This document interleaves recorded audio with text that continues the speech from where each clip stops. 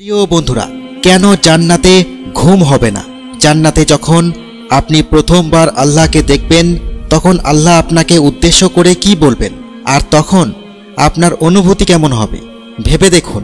জান্নাতে আপনি, আপনার মা এবং আপনার বাবা একই বয়সের হবেন। কি বিস্ময়কর ব্যাপার, তাই না? আচ্ছা, একবার ভাবুন তো, এই সময় আপনার অনুভূতি কি হবে? প্রিয় ভাই ও বোনেরা, জান্নাত আপনার জন্য অপেক্ষা করছে। সেই জান্নাত আপনার অপেক্ষায় আছে, যার তলদেশ দিয়ে স্রোতধারা প্রবাহিত হয়।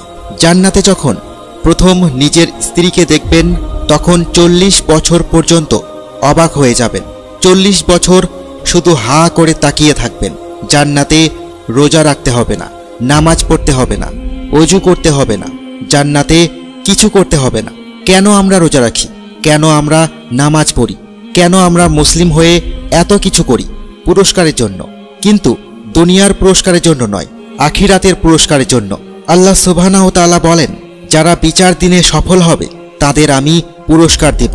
আল্লাহ তাআলা বলেন, যদি তুমি সফল হও তাহলে তোমাকে এমন জিনিস পুরস্কার দেব যা কোনো চোখ কখনো দেখেনি, কোনো কান কখনো শোনেনি, কোনো অন্তর কখনো কল্পনা করেনি। বিশ্বাসীদের জন্য রয়েছে এমন পুরস্কার। আমার বানানো জান্নাত কেউ কখনো দেখেনি, কেউ কখনো কল্পনাও করতে পারবে না। জান্নাত আপনার জন্য অপেক্ষা করছে আমার ভাই ও বোনেরা। সেই জান্নাত আপনার অপেক্ষায় আছে, যার তলদেশ থেকে স্রোতধারা প্রবাহিত হয়। জান্নাতে সময় বলতে কিছু নেই। আল্লাহ তাআলা বলেন, আপনি অনন্তকাল জান্নাতে থাকবেন। 100 বছর না, 1000 বছর না, 2000 বছর না, 10,000 বছরও না, চিরকাল জান্নাতে থাকবেন। কখনো মারা যাবেন না। কল্পনা করতে পারেন আপনি সেখানে চিরকাল থাকবেন। জান্নাতে কখনো মারা যাবেন না, কখনো বৃদ্ধ হবেন না। একজন বৃদ্ধা নারী রাসূলে পাক সাল্লাল্লাহু আলাইহি ওয়াসাল্লামকে এসে জিজ্ঞাসা করলেন, হে আল্লাহর রাসূল, জান্নাতে কি আমার মতন বৃদ্ধার জায়গা হবে? তিনি বললেন, না, জান্নাতে কোনো নারী বৃদ্ধা থাকবে না। ফলে সেই বৃদ্ধা কাঁদতে শুরু করলেন। এবার রাসূল সাল্লাল্লাহু আলাইহি ওয়াসাল্লাম মুচকি হেসে বললেন, জান্নাতে আল্লাহ তাআলা যৌবন ফিরিয়ে দিবেন চিরকালের জন্য। আমার প্রিয় ভাই ও বোনেরা, জান্নাতে আপনাদের বয়স হবে 33। কল্পনা করুন, আপনি এবং আপনার বাবা একই বয়সের হবেন। আপনি এবং আপনার মা একই বয়সের হবেন। জান্নাতে আপনি আদম আলাইহিসসালামের মতন লম্বা হবেন, প্রায় 30 মিটার লম্বা। জান্নাতে আপনাকে কখনো টয়লেট করতে হবে না, কখনো 1 নম্বর, 2 নম্বর, 3 নম্বরও করতে হবে না। অনেকে তো 3 নম্বর কি তা সম্পর্কে জানেন না। প্রিয় বোনেরা, জান্নাতে কখনো পিরিয়ড হবে না, আর কখনো মন খারাপ হবে না। জান্নাতে আপনি অসুস্থ হবেন না, ক্লান্তি বোধ হবে না। জান্নাতে আপনি কখনো ঘুমাবেন না, কখনো বৃদ্ধ হবেন না, কিংবা বয়স বাড়বে না। চিরকালের জন্য সুখ আর সুখ। আল্লাহ তাআলা এই পুরস্কার তৈরি করে রেখেছেন। জান্নাতে কোনো রকম রোজা রাখতে হবে না, নামাজ পড়তে হবে না, ওযু করতে হবে না, জান্নাতে ইবাদত করতে হবে না, কোনো কিছু করতে হবে না। জান্নাতে আপনি ক্লিন শেপ থাকবেন, কোনো দাড়ি উঠবে না। জান্নাতে আয়নার সামনে দাঁড়ালে আপনি নিজেকে দেখে মুগ্ধ হবেন।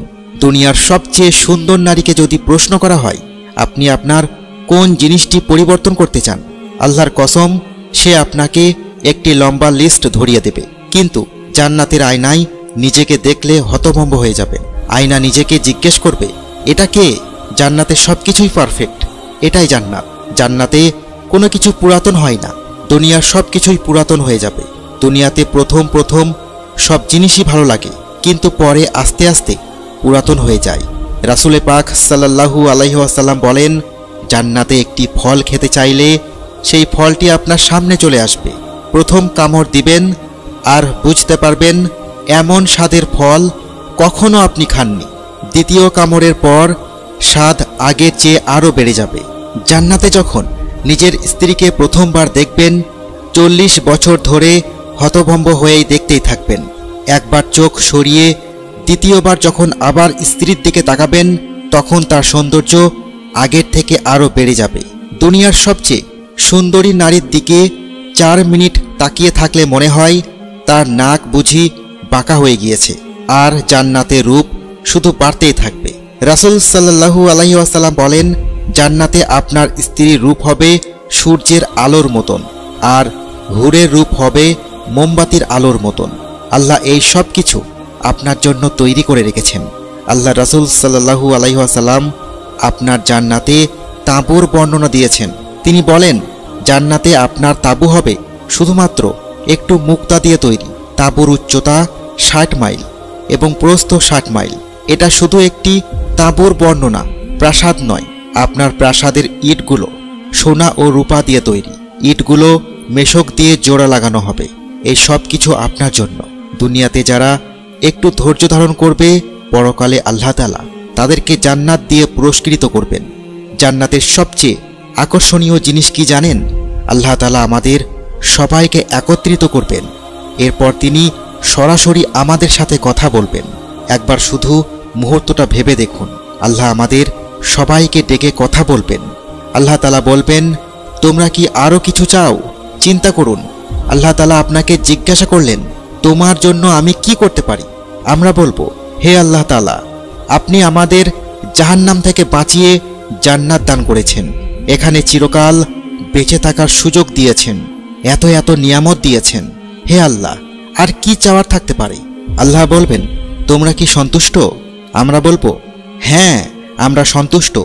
আমাদের আর কিছুই চাওয়ার নেই। আল্লাহ তাআলা বলবেন, তাহলে এখন থেকে তোমাদের উপর আমি আর কখনোই অসন্তুষ্ট হব না। একবার শুধু ভাবুন, আল্লাহ আর কখনো আপনার প্রতি অসন্তুষ্ট হবেন না। এখানেই শেষ নয়।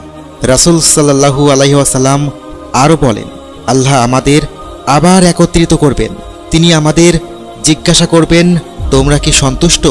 তোমরা কি খুশি? আমরা বলবো, হে আল্লাহ, আমরা আর কি চাইব?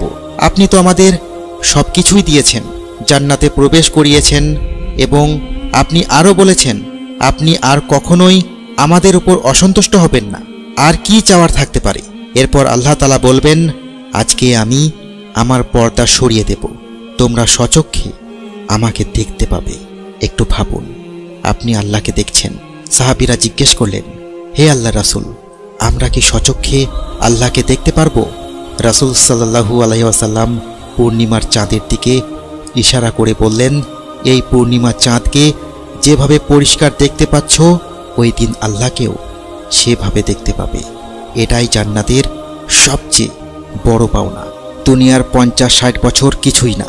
যারা পরিশ্রম করবে, ইসলামকে আঁকড়ে ধরে রাখবে, আল্লাহ তাআলা তাদের জন্য এই পুরস্কার তৈরি করেছেন।